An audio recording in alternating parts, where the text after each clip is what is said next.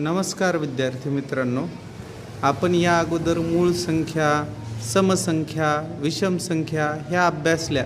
त्याचबरोबर आपल्याला आज अभ्यासायचा आहे जोडमूळ संख्या कशाला म्हणतात.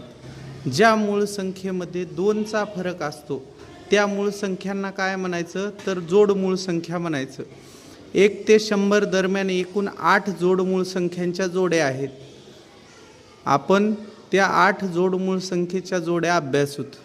नंबर 1 3 5 5 7 11 13 17 19 29 31 41 43 59 61 71 73 याप्रमाणे 8 जोडमूळ संख्येच्या जोड्या आहेत.